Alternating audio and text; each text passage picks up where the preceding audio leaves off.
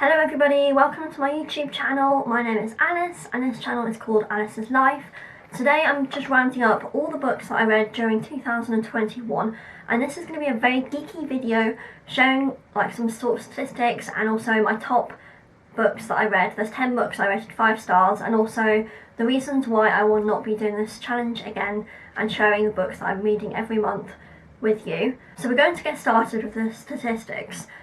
So I read 113 books this year, and I made a real effort to read more fiction books. So I do always tend to lean a bit more towards non-fiction books. So most of the books I read this year were fiction books, and this bar chart shows so I read 18 thrillers, about 62 other books that were fiction, and then for non-fiction about 7 business books, 15 education books, and 11 I've put in other category. Then this chart shows the quantity of books read per month. This peaked at 14 in July. I think July was just a quiet month, so I managed to read a lot of books, and then it was at more of a low in May and June when I only read 5 and 6 books respectively. Yeah, so that's interesting to see. It really did peak in the summer months. It did go down quite a lot in May and June. I suppose I always try to aim for like a steady 10, which is hard if some of the books are really big books and take a long time to get through. Okay, so the second part of this video is me going to be sharing all the books I rated 5 stars. There's 10 of them. So 4 of these books are non-fiction. First of all, there's this Rob Dick's 2020 Property Investment for Beginners. This is a book that I got for Christmas in 2020, and I've highlighted it. It's just a really great book if you want to get involved in property investment. I haven't done anything about this yet, but I'm going to reread it, and I just really highly rate this book. Next is a book called Educated by Tara Westover. This is all about the girl's upbringing and how her career and like how her life panned out.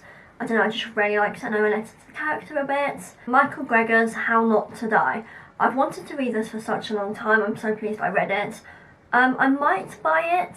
No, I probably won't buy it. But yeah, I've made loads of notes, and it's just a really great book that I did rate 5 stars. Then the last non-fiction book is this Norman Thurwell, A Leg in Each Corner. I got this for Christmas last year, 2021. Really great, 60 years old, but just such a classic. I love all the diagrams. If you are a fan of Thurwell like me, then you'll love this book. Then we're moving on to fiction books now. I rated 6 books 5 stars in the fiction category. So first of all is Rachel's Holiday, which I read in December 2020 and December 2021. Really love it. It's a big book, 625 pages, but it's just so good. Like addiction and treatment centres, denial, things like that. Yeah. I really do like it, and I'm looking forward to her next book. Yeah, there's like a Rachel sequel coming up. The next book is a book that a colleague at work recommended. It's called The Girl with a Dragon Tattoo. Really great, good like sort of thriller, mystery sort of book. I just find it very engaging. I haven't enjoyed the rest of the books in the series as much. Then a book by Gillian McAllister called How to Disappear. Just really liked it. I never really thought about what happens to people that need to be protected by the police and how they would go out and have to get brand new identities. So I don't know, I just found it really enlightening in that respect. Then another book by Gillian McAllister called That Night. I have recommended this to my sister because she's a vet, and it's all about a family of vets. Just a really good book, a good thriller. Yeah, it's good to see the family dynamics and how they cope during the difficult period of time. Then a book called The Push by Ashley Audrain.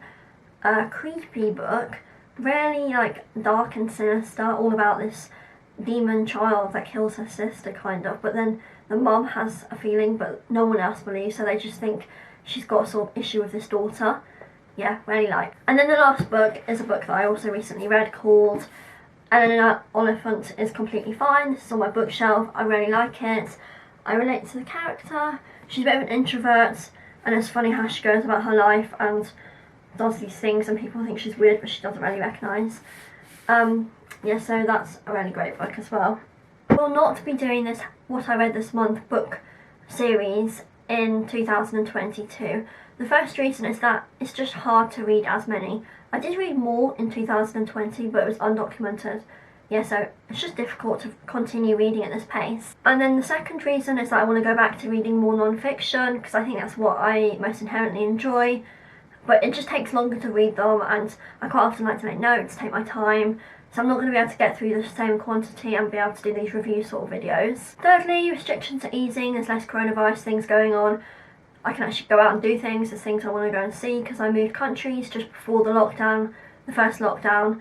So there's things I want to go out and see, I don't want to be sitting around reading a book. And the fourth reason is one of my 30 before 30 challenges that I wanted to do was read the entire Bible. I have downloaded a Bible app and I've got some Bibles. I want to just try and really focus, and that's going to take a long time. And then when I finally finish that, it only takes 90 hours to read the Bible. I think it'll take longer. But I can hardly do a review on the Bible, can I? Maybe I can. But anyway, so they're my 4 reasons why this series will not be continuing. But if you have enjoyed this, please give it a thumbs up. And bye. Subscribe if you want to as well. Bye.